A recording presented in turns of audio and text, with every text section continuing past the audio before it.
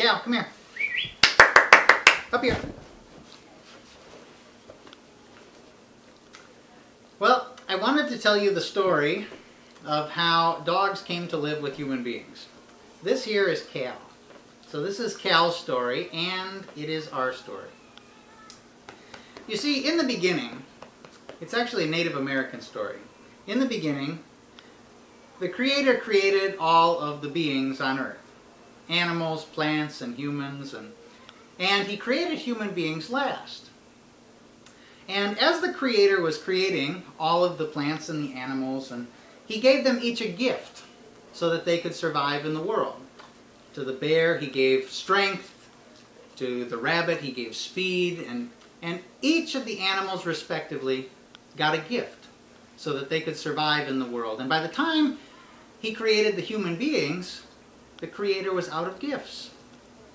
And so the human being arrived on the scene pretty helpless. I mean, he was born without fur, didn't have any particular gifts in terms of strength or speed, and the human being was pretty vulnerable in a dangerous world. And so the Creator asked the other animals if they would all pitch in and help this vulnerable weakling that now lived among them. And the animals agreed. They said that they would help the human being, and so periodically they gave of their fur so that the human being would not freeze in the winter. They gave of their meat so that the human being would not starve. And they gave all of the things that the human being needed to survive. Well, after a while, the human being started taking all of these gifts for granted.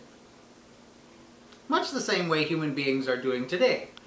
But the human being started taking all of these gifts for granted and didn't really appreciate the source from which they came, and didn't really appreciate how vulnerable the human being really was in the world.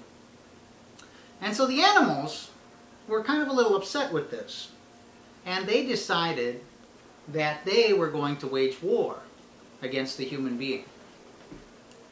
And so they gathered together in a council, and they were planning their attack on the human being, and there was one animal that felt sorry for the human beings.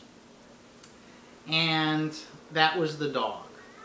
And so after the animals would have their meetings, the dog would run back to the human beings and he would tell them all that the animals were planning to do. And so the human beings were able to thwart the attack of the animals. And after that, the animals punished Dog.